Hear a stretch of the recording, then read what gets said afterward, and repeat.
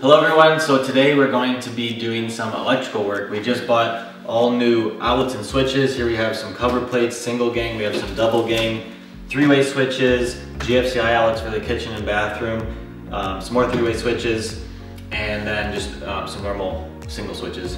And so all of this in total costs around $230, which we think is a relatively low investment for a complete upgrade of every switch and outlet in the entire house. And we think it looks really good to potential renters and potential buyers coming in and seeing that, you know, everything was changed out. It was a fully done remodel and there wasn't anything left untouched. Like no stone was unturned. So let's get cracking.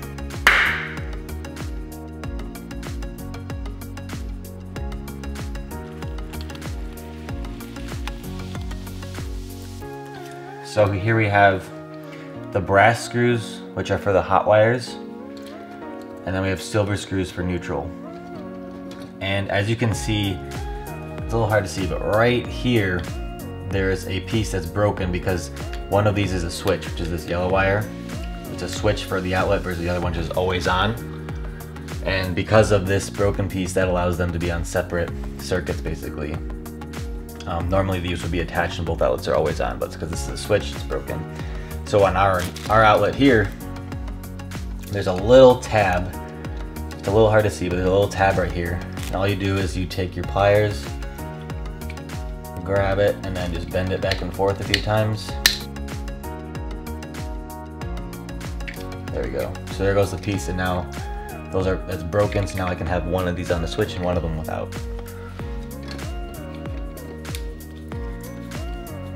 And usually yellow or orange is the switch leg, just for color purposes. This blue one is pretty uncommon. Usually black is considered common for the hot wire.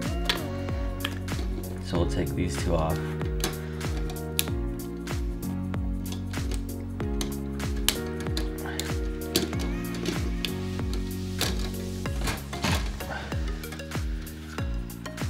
And then we'll now see these are brass. We're gonna put these on the brass screws. And the yellow one will be the switch. It doesn't really matter which side, we'll make it the right side. And then just screw this in.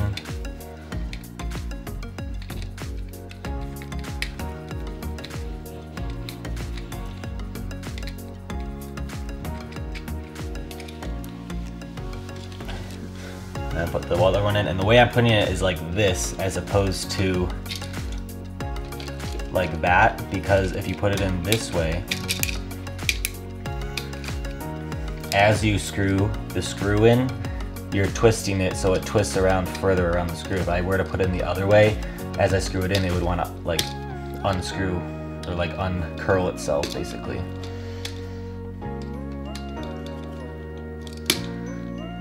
So now those are nice and tight.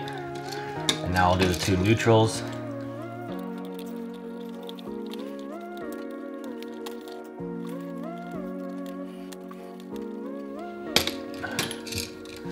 And usually that's it. And now in this case, it looks like they had one more wire going into the back of the hot side. And I imagine that this blue wire should have been a loop, as if this outlet is in series. It should have kept going to the next outlet, and they screwed up. So they just put it into the back of the outlet, which is another way to put it in place. But now it's just gonna be a little hard to take out. But we'll pull this wire out and then put it into the back of the new outlet. Alright, so I couldn't pull this out off the back, it's a little too challenging, so we're going to take some wire cutters here, snip that off, and then we need to re-expose the copper. So we'll put it in here.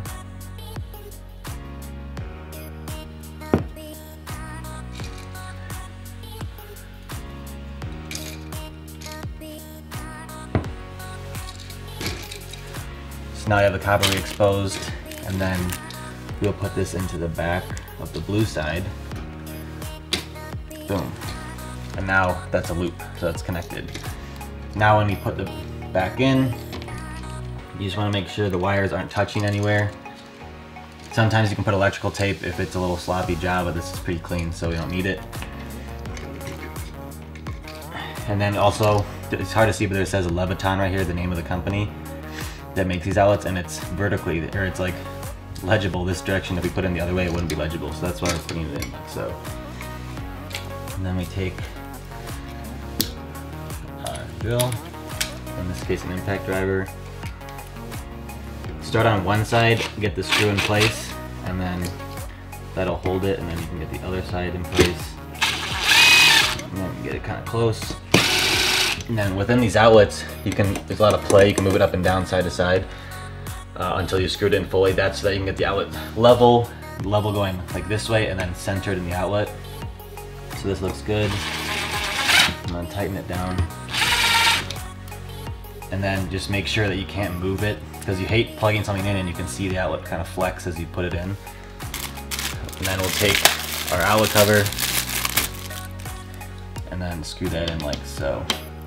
Looks good. And I got the larger sized outlet covers because in this house, this one's pretty good, but some of these outlets, there's a lot of drywall damage. So you can get the larger size plate, which will cover up a little bit more. But we'll put that over here. And then this one, there's just 2 screws.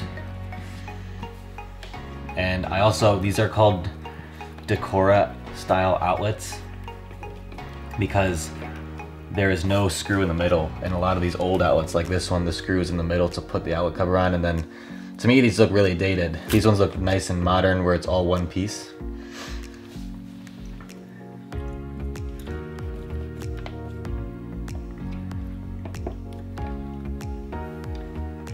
And we're done. That's how it's done. Nice. Keep your screws horizontal, just so it looks clean all the way around. And you can move on to the next outlet.